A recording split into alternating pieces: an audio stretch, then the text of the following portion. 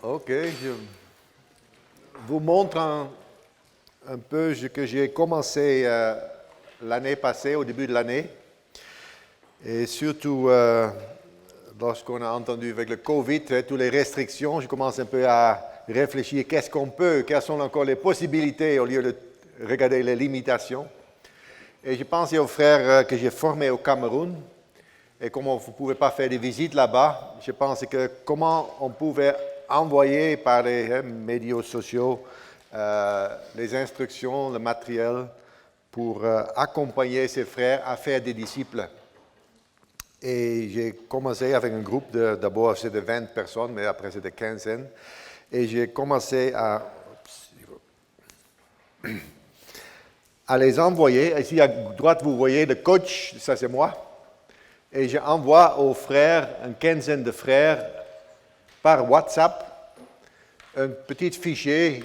Je prépare ça en PowerPoint et je fais un PDF et j'envoie ça. C'est moins de 100 kilobytes, c'est très léger, alors c'est facile de télécharger pour eux. Et eux, ils reçoivent alors une leçon. Et je dis que tu peux entrer dans le programme à condition que tu trouves un disciple.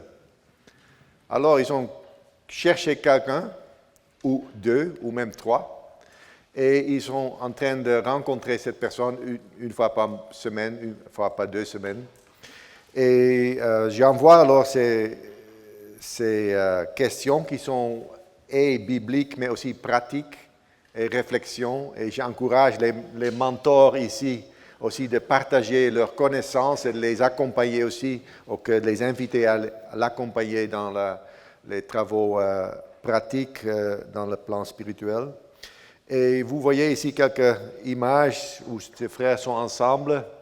De temps en temps, ils m'envoient un message, soit qu'ils sont au centre biblique, soit sous l'arbre ou dans la chambre, quelque part. Mais je suis encouragé de voir leurs réponses, leurs réactions, qui sont eux-mêmes encouragés et ils ont dit que bon, c'est ça qu'il faut, la simplicité d'un côté, entrer dans la parole, mais aussi de partager la vie.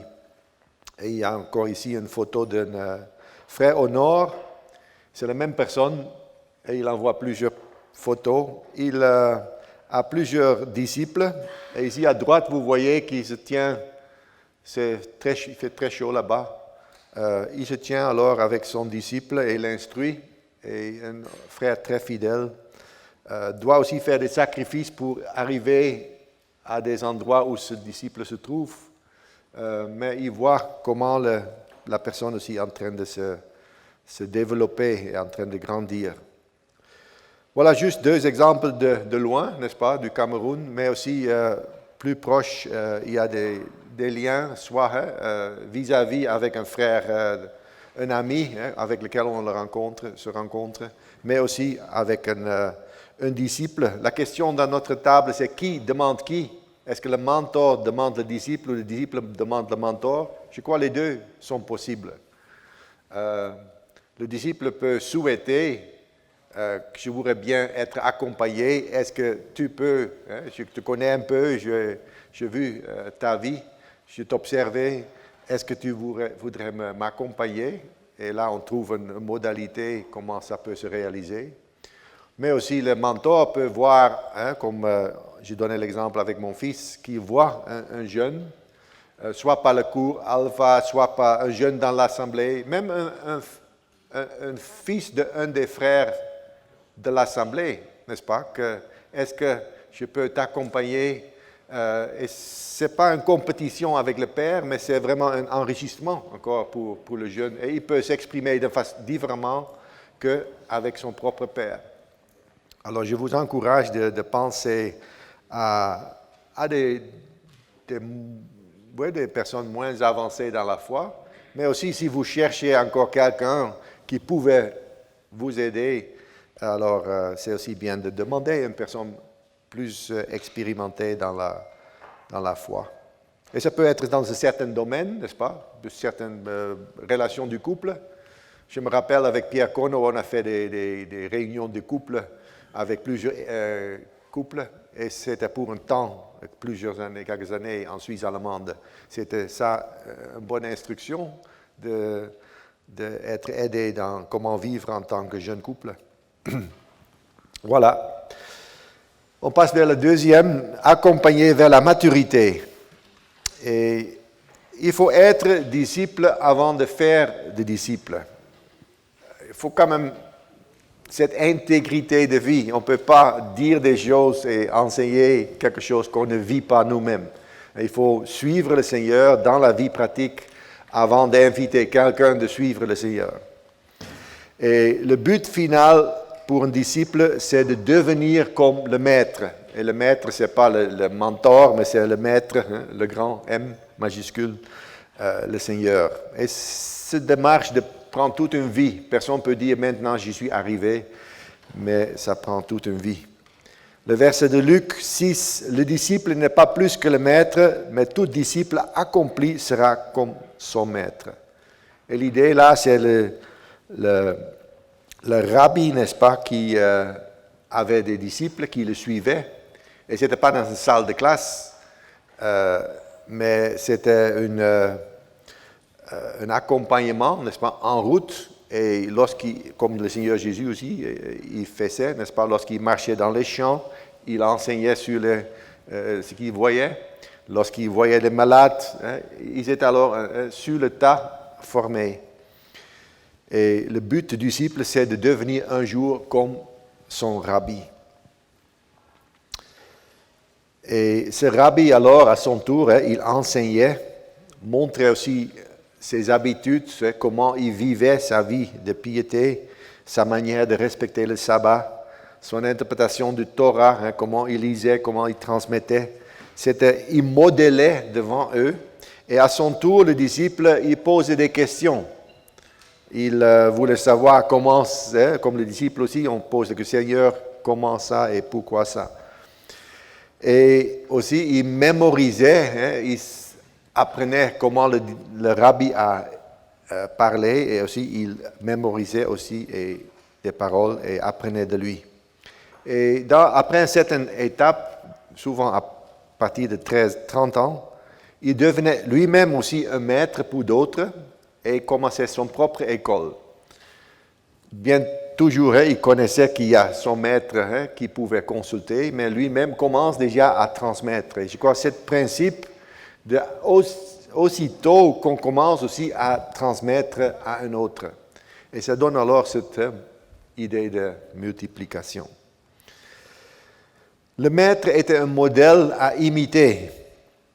Et le disciple était transformé en suivant les traces de son rabbi.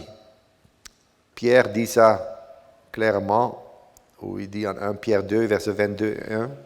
C'est à cela que vous avez été appelés, parce que Christ aussi a souffert pour vous laissant un exemple, afin que vous suiviez ses traces. Et suivre les traces, il faut un peu à la proximité, n'est-ce pas? On ne peut pas suivre les traces à de grandes distances, il faut être proche. Et là, on peut alors imiter celui qui va devant nous. Et pour nous, le grand personne à imiter, c'est le Seigneur, mais ça aide aussi si nous avons des personnes qui marchent dans les mêmes traces. Et finalement, il y a un chemin à suivre. Ce modèle à imiter, c'est ça qui est important. Et en tant que disciple du Seigneur, le mentor aussi est un modèle à imiter pour un autre. Ce n'est pas l'orgueil si quelqu'un dit « Soyez mes imitateurs comme je le suis moi-même de Christ ». C'est Paul qui dit.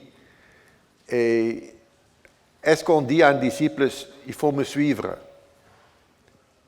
Et là, on peut être spirituel, dire non, il ne faut pas suivre les êtres humains, ils ont tous des faiblesses, il faut suivre le Seigneur. Non, mais si moi, je suis le Seigneur, il peut me suivre.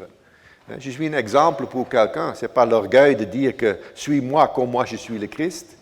Si ma vie correspond à une vie de Christ, il peut prendre exemple en moi et me suivre. Alors, c'est cette même idée. Paul se présente alors en tant que modèle, comme exemple, comme typos à suivre.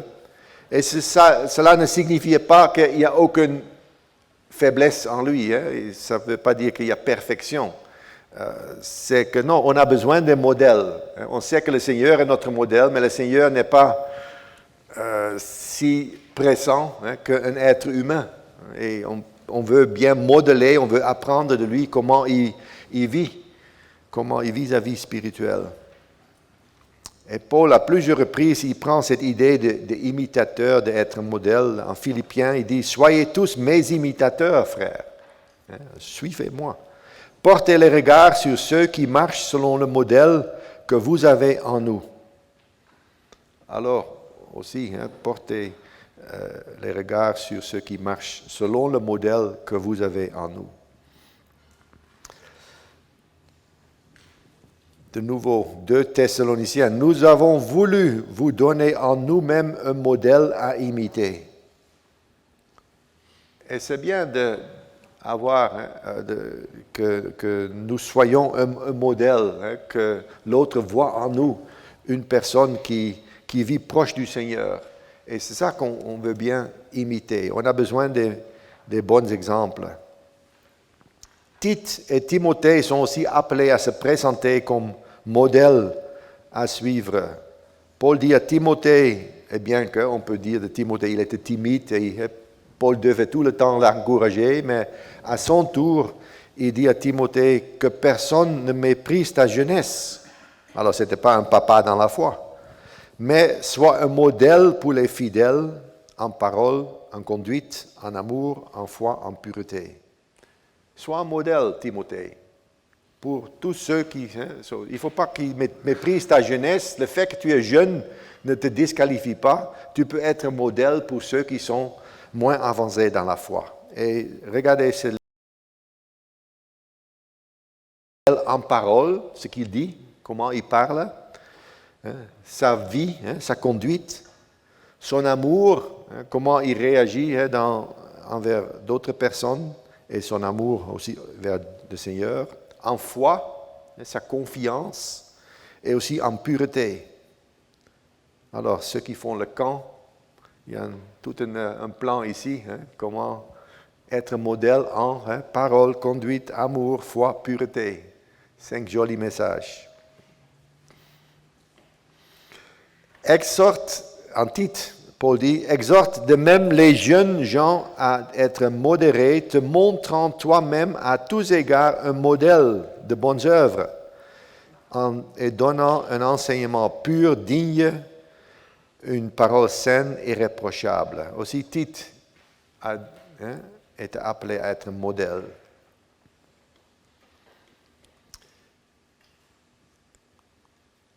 Mais la question se pose, où sont les modèles aujourd'hui à imiter?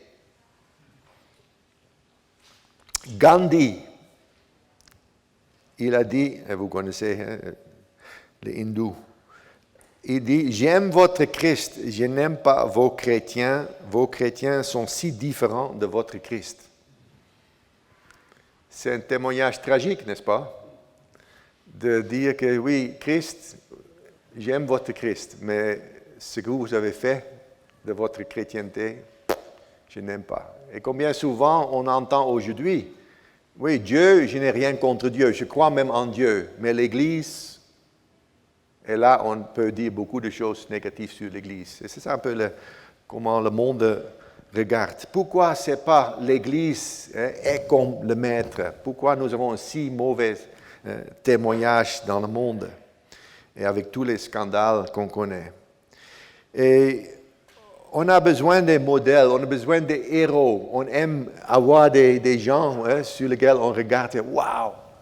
Ça, c'est mon exemple, je veux être comme lui. » Mais vous avez suivi ce qui s'est passé dans l'année passée et surpassée. Quand on a tous les statuts, n'est-ce pas, on l'a renversé.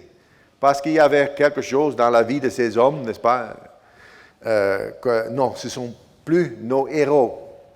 On a renversé. Et ce n'est pas seulement dans le monde politique, on peut dire, mais aussi dans le monde des stars de Hollywood. On voit des scandales. On entend dans le sport, notre héros, soudainement, il tombe. Et aussi dans les églises. les grands pasteurs en Amérique ou tous les orateurs, on entend tout le temps des messages négatifs. Des gens qui étaient des modèles qu'on a admirés, qu'on a suivis, soudainement tu entends « Quelle tristesse !» Où sont les modèles aujourd'hui à imiter? Et l'ennemi, il sait comment faire tomber, n'est-ce pas, comment attaquer la chrétienté, c'est de cibler les leaders. Il ne cible pas les petits, n'est-ce pas? Dans l'Ancien Testament, nous avons des histoires que l'ennemi dit que non, cible le roi, n'est-ce pas? Laisse les autres, n'occupez pas, vous occupez pas avec des soldats, mais tuez le roi. Et si on fait tomber alors le leader, bon, on a réussi. Jean dit, celui qui dit qu'il demeure en lui doit marcher aussi comme il a marché lui-même. Dire et vivre, ça doit être en harmonie. L'intégrité de vie. Et combien on est attaqué sur ce point, n'est-ce pas, qu'on a quand même un masque. Bon, on porte tous des masques aujourd'hui, mais on a quand même un masque quelque part, n'est-ce pas, que oui, il y a un terrain dans ma vie qui est inconnu. Et soudainement, et la Bible dit, sache que ton péché t'arrêtera. C'est comme, n'est-ce pas, le grand léopard, n'est-ce pas, que tu cours, mais sache qu'il va rattraper. Et c'est même peut-être après la mort, n'est-ce pas, que soudainement tout est révélé, mais sache que ça ne se reste pas caché. On a besoin des modèles, comme l'écrivain aux Hébreux dit dans le chapitre 13, des conducteurs qui sont des modèles. Et qu'est-ce qu'il faut suivre? Qu'est-ce qu'il faut suivre des conducteurs? Imiter leur foi. Leur foi, la façon comment ils ont vécu avec le Seigneur. Alors, je crois que ça doit être une exhortation à nous tous, que ma vie soit intègre, que je vis avec le Seigneur et il y a tous les domaines de ma vie soient vraiment transparents, ouverts, qu'il n'y a pas à la fin qu'on doit dire que Frédéric, il était un homme gentil, il était un missionnaire, il a fait ça, mais. Et finalement, n'est-ce pas, toute ta vie impossible, il y a un grand disqualification. Lorsqu'on pense à accompagner quelqu'un vers la maturité, il y a noté ici, il faut regarder l'homme entier, il ne faut pas seulement regarder, n'est-ce pas, le côté intellectuel ou spirituel, mais tout l'homme, il est une unité et on parle de transformation de l'homme entier. Éphésiens 2 parle par rapport à votre vie passée, du vieil homme qui se corrompt par les convoitises trompeuses, à être renouvelé dans l'esprit de votre intelligence et revêtir l'homme nouveau, créé selon Dieu dans une justice et une sainteté qui produit la vérité. Alors, ce renouvellement de l'esprit, ça commence dans notre vie intérieure et ça se présente aussi dans notre vie extérieure. Romains 12, verset bien connu, il ne faut pas se conformer au siècle présent, mais soyez transformés par le renouvellement de l'intelligence, afin que vous discerniez quelle est la volonté de Dieu, ce qui est bon, agréable et parfait. Le changement commence tout d'abord lorsqu'on reçoit la vérité. Et cette vérité, n'est-ce pas, qui entre par notre intelligence, par notre pensée, ça transforme finalement notre être. Ça penser juste de Dieu, sur la vie, sur le couple, sur tout ce qui appartient à la vie. C'est la source, ça commence à ce niveau-là d'intellectualité pour finalement montrer ça dans les actions. Qu'est-ce que l'homme? Ici en Thessaloniciens, nous voyons que Paul dit, le Dieu de paix vous sanctifie lui-même tout entier, et que tout votre être, l'esprit, l'âme et le corps soit conservé irréprochable lors de l'avènement de notre Seigneur Jésus-Christ. L'anthropologie de l'être humain, est-ce qu'il, ici, il est esprit, âme, corps. Est-ce que l'esprit et l'âme, qu'on peut le séparer? Quelques versets disent, ce sont les mêmes choses. En tout cas, l'homme est plus compliqué qu'on pense. On ne peut pas le sectionner comme ça. Mais on est un être qui est entier, holistique, qui est en relation avec Dieu. On peut dire qu'on est spirituel. En relation avec les autres êtres humains, on est un être social. Et en relation avec le monde créé, matériel, on est un être physique. Et la transformation concerne en principe tous ces éléments. Sur le domaine spirituel, sur le domaine social, il faut être développé. Aussi sur le domaine physique, on doit grandir. Et ça va ensemble, n'est-ce pas, qu'il faut que l'intérieur et l'extérieur se développent. Et il y a un joli verset de témoignage du Seigneur en Luc, au début, lorsqu'il était jeune. Jésus croissait en sagesse et en stature, alors intérieurement, extérieurement, en grâce et aussi devant Dieu et devant les hommes. Alors aussi nous voyons spirituellement, aussi socialement, c'est aussi un homme agréable, les gens l'aimaient, il était invité. Et si nous cherchons à accompagner quelqu'un vers la maturité aussi, on doit alors, en anglais on appelle le mot whole-rounded, total, bien accompli, corps, âme, esprit, spirituel, social, physique, ça doit aller de pair. Et lorsqu'on avance vers la maturité, il faut progresser spirituellement, avancer vers l'état d'homme mûr. Vous connaissez en Hébreu, à la fin du chapitre 5, nous voyons que l'écrivain reproche les Hébreux. Il dit que vous devriez être déjà, mais vous êtes encore des enfants, des gens immatures. Je lis le verset, Hébreux 5. Nous avons beaucoup à dire là-dessus et des choses difficiles à expliquer parce que vous êtes devenus lents à comprendre. C'est un reproche. Il aurait pu comprendre, mais vous êtes lents. Vous, en effet, qui depuis longtemps devriez être des maîtres, vous avez encore besoin qu'on vous enseigne les principes élémentaires des oracles de Dieu. Vous en êtes venus à avoir besoin du lait et non d'une nourriture solide. Or, quiconque en est au lait n'a pas l'expérience de la parole de justice, car il est un enfant. Mais la nourriture solide est pour les hommes faits, pour ceux dont le jugement est exercé par l'usage à discerner ce qui est bien et ce qui est mal. C'est pourquoi, laissant les éléments de la parole de Christ, tendons à ce qui est parfait, sans poser de nouveau le fondement. Alors, il y a stagnation ici. Et l'écrivain dit, il reproche les Hébreux, il dit, vous avez fait des compromis.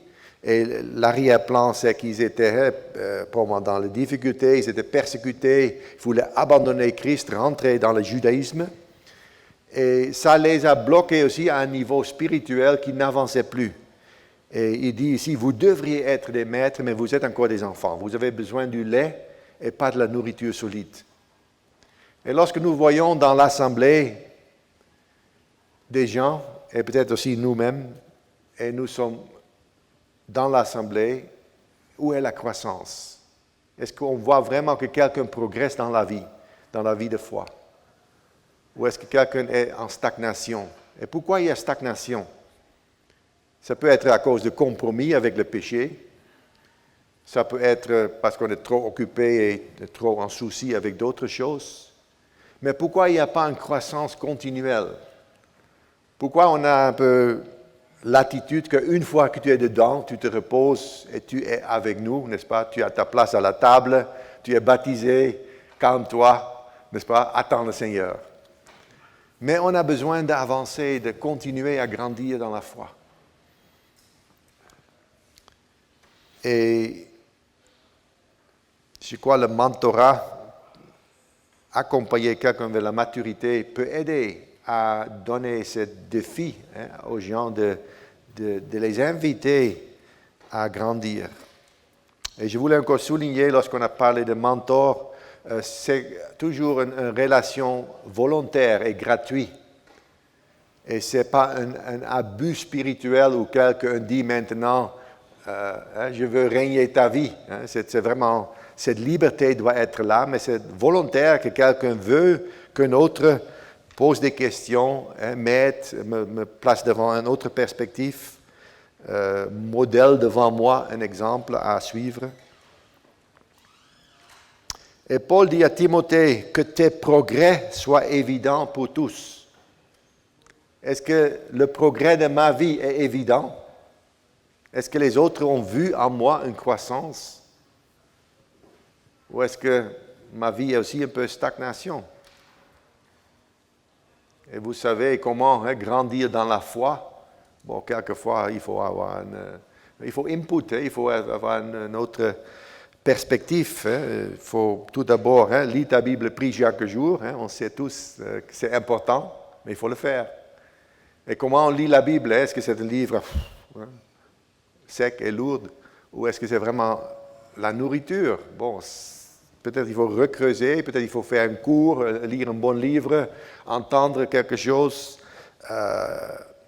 demander à quelqu'un d'autre, n'est-ce pas? Qu'est-ce qu'il a vécu? Quelquefois, si je marche avec un ami et je pose une question, qu'est-ce que tu as appris dans cette année passée? Qu'est-ce que le Seigneur t'a montré? As-tu un bon tip pour un bon livre à lire? Et quelquefois, il me dit, oui, il faut lire ça. Bon, quelquefois, on est occupé à certains sujets qui m'intéressent, mais ça peut nous ouvrir, n'est-ce pas, l'horizon de découvrir davantage. Et l'apôtre Jean, dans son épître, parle aussi des petits-enfants. Et il utilise 5 mots différents, le païda. Il parle des enfants, technia, il parle de jeunes gens, et il parle des pères. Et un petit enfant doit grandir et devenir un enfant. Si un petit enfant est après 5-6 ans toujours un petit enfant, on dit qu'il est malade. Et combien de malades on a dans l'Assemblée? Ils sont toujours des petits-enfants, ils sont déjà 30 ans au milieu de nous, mais ils sont toujours des petits-enfants. Alors il y a quelque chose qui ne va pas. Et là, il faut que ceux qui dirigent l'Assemblée, qui sont à la tête, qui ont responsabilité, comment on peut encourager toute l'Assemblée de grandir dans la foi, d'avancer. Et là, il faut aussi avoir une vision de l'homme comme l'image de Dieu. L'image de Dieu, on le trouve en Genèse, que Dieu a créé l'homme à l'image de Dieu. Qu'est-ce que ça signifie? Ce n'est pas défini exactement, mais l'homme a eu une responsabilité à gérer de la part de Dieu la création. Responsabilité de se multiplier, mais aussi il resplendissait quelque chose du caractère de Dieu. Et Dieu l'a créé avec j'ai appris ça une fois, ça m'aide toujours. Dieu a créé l'homme avec une pensée, avec une intelligence pour connaître Dieu, avec un cœur pour aimer Dieu et avec une volonté pour obéir à Dieu. Il était parfait, il aimait Dieu, il avait connaissance de Dieu et il suivait Dieu, il mangeait de tout, il se réjouissait. Et maintenant, la chute, n'est-ce pas, dans le péché, ils ont mangé de l'arbre avec le fruit défendu. Et là, alors, le péché est entré et cette image de Dieu était troublée dès ce jour-là. Ce n'est pas entièrement disparu, mais c'est quand même bien effacé. Et cette gloire de Dieu n'est plus visible, et je crois aussi cette idée de Romains 3 parle de cela. Tous ont péché et sont privés de la gloire de Dieu. Si vous voyez en Psaume 8, c'est la louange sur l'être humain de la création de l'homme. Et là, nous voyons que le psalmiste dit « Tu l'as fait de peu inférieur à Dieu, tu l'as couronné de gloire et de magnificence. » Psaume 8, verset 6. L'homme a été créé de gloire, couronné de gloire de gloire de Dieu. La gloire de Dieu était visible en l'homme Adam lorsqu'il était créé. Et maintenant, par le péché, cette gloire est disparue. C'est comme la gloire du temple est disparue, aussi la gloire d'Adam, où Dieu était en si proche communion avec lui. Cette gloire, l'homme est maintenant privé de la gloire de Dieu.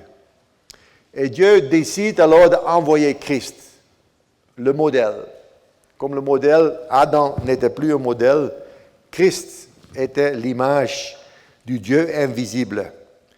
Et Hébreu dit, il est le reflet de sa gloire. Maintenant, la gloire de Dieu est de nouveau évident. Il est l'empreinte de sa personne. Dieu a mis son cachet sur lui. Il dit que, regarde, c'est mon fils. Jean a témoigné, nous avons vu sa gloire. Et la gloire de Dieu qui était disparue est maintenant visible. Et nous avons alors maintenant en Christ un modèle à suivre. Et Corinthiens dit, nous, dont le visage découvert reflète la gloire du Seigneur, nous sommes transformés en la même image de gloire en gloire par l'Esprit du Seigneur.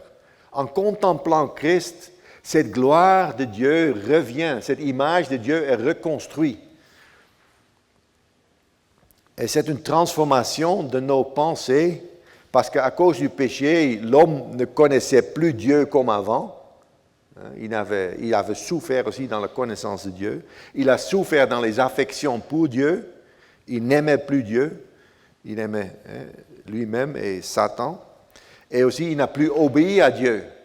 Mais maintenant, cette restauration de l'image de Dieu restaure aussi notre connaissance. Et c'est Paul dit que je poursuis à le connaître. Et notre amour est renouvelé pour le Seigneur. Et notre obéissance est redressée aussi vers lui. Alors c'est ça une transformation de notre être. Cette présentation, vous pouvez après avoir un PDF, on peut envoyer si vous voulez avoir des détails. Et alors, on parlait de renouvellement, grandir vers la maturité, c'est un processus de l'homme entier. J'ai noté aussi, c'est sur l'image de Dieu. Et aussi, il faut travailler sur un niveau. On connaît le comportement, ce qu'on voit. L'iceberg, c'est visible, mais il y a beaucoup en bas. Et il y a le caractère qui est partiellement visible, peut-être partiellement invisible. Vous ne savez pas exactement où le mettre. Mais il y a des valeurs en bas qui nous poussent, qui nous motivent. Et finalement, il y a encore la vision du monde ou la conception du monde. Ça, c'est ce qui est réel. La question est, est-ce qu'il y a un Dieu? Est-ce qu'il y a un Créateur? Toutes ces choses de base se trouvent à ce niveau le plus profond. Bon, je vous donne un exemple. Vous voyez que moi, j'ai les chaussures de sport et j'ai fait le jogging, le sport. Je ne fume pas et je cours dans la forêt. Et vous voyez alors, Frédéric, il fait quelque chose, comportement. Bon, Frédéric est un sportif, caractère sportif. Pourquoi? Qu'est-ce qui le motive? Bon, la santé, c'est pour moi quelque chose d'important. Mais en bas de cela, en tant que chrétien, j'ai dit, mon corps est un temple du Saint-Esprit. Et c'est pour cela que j'ai une valeur de prendre bien soin de mon corps et de bien exercice, etc., nourriture. Et ça forme alors un caractère et finalement ça se présente dans les actions.